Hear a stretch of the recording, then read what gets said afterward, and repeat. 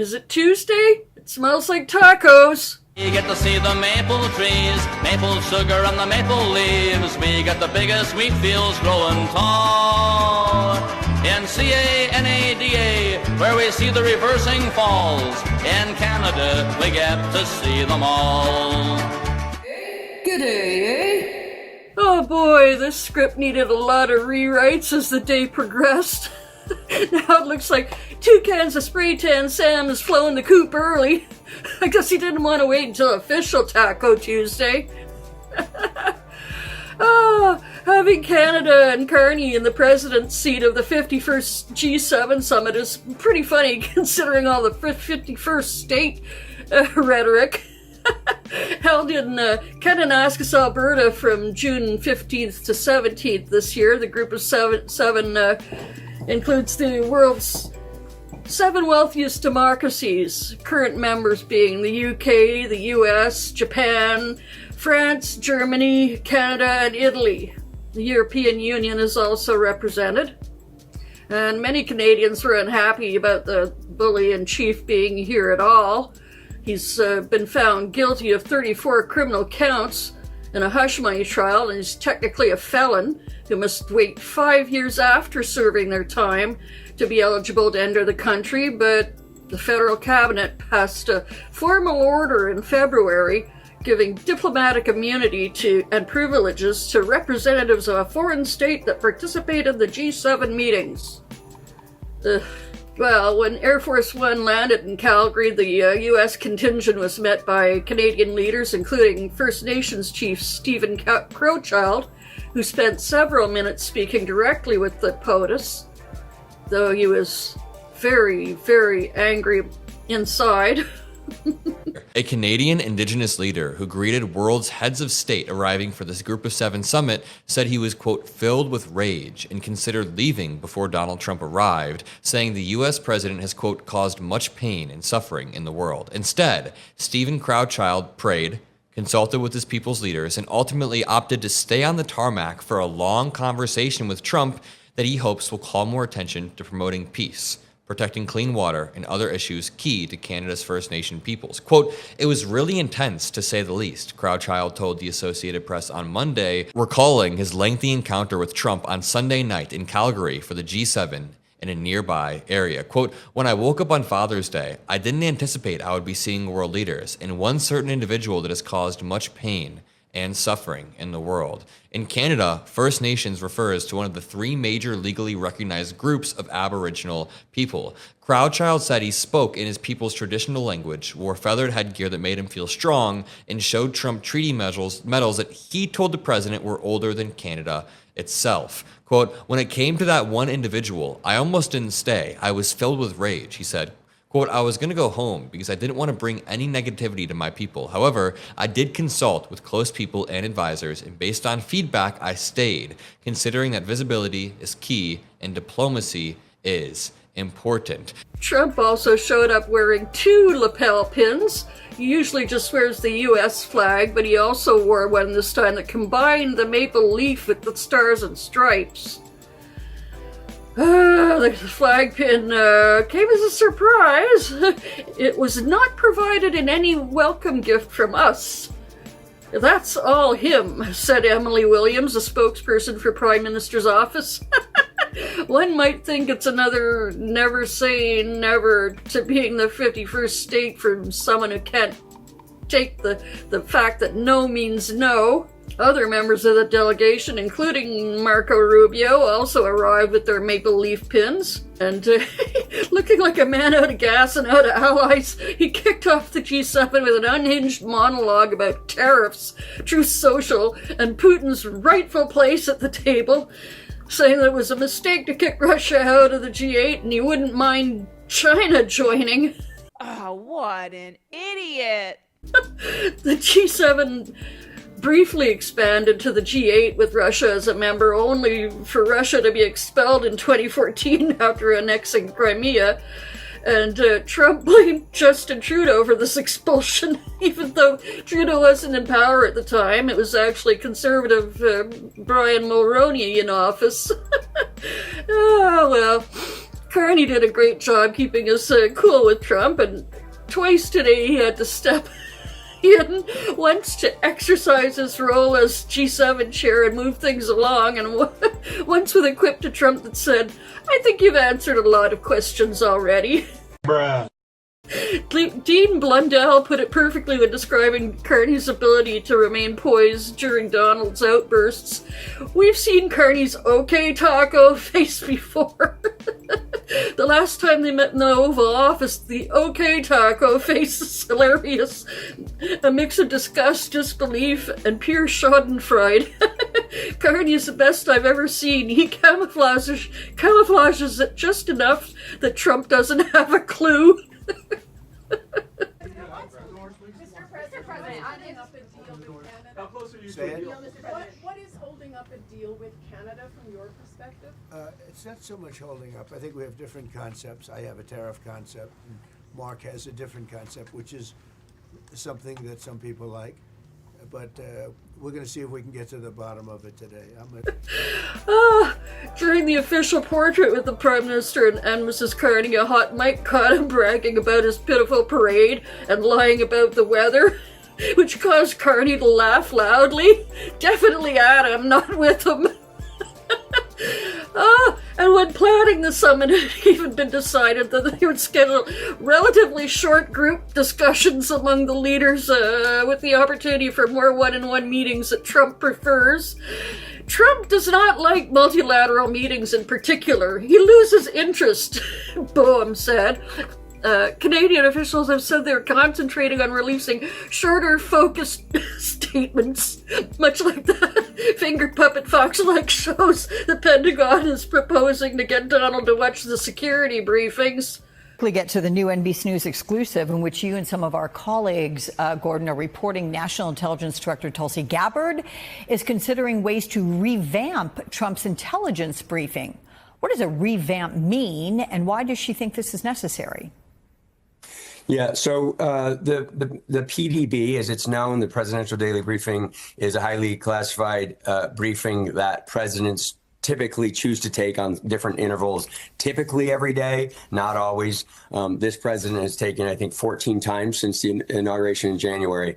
But what I think Gabbard is trying to do is just to, and this is often done, essentially tailor this document, this product, this intelligence product, to suit the consumption desires of this president, which is fine.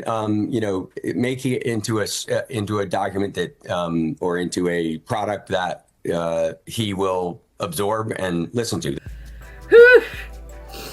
And with tariffs at the forefront of everyone's mind during the economic summit, Canada has been hurt relatively less than some of the other countries in the back and forth discussions.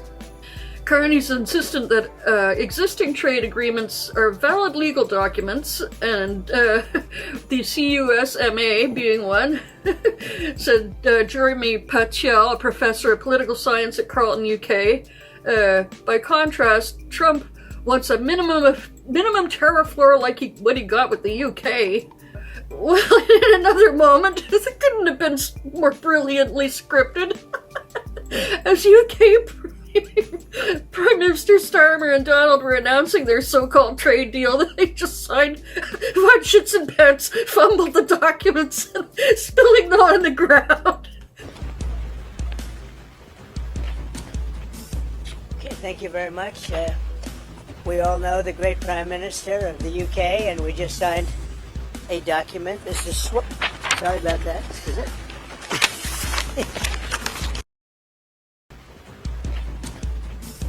Okay, thank you very much. We all know the great Prime Minister of the UK, and we just signed a document. This is sorry about that. Is it? A very important document. A little windy out here. Give me that. We just signed it, and it's done. And so we have our trade agreement.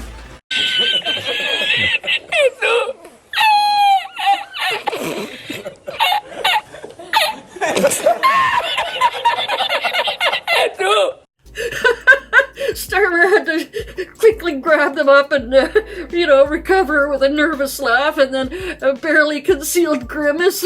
The moron, Orange Moron next confused the UK with the EU, saying he just done a great deal with the EU. Donnie, there was this little thing called Brexit.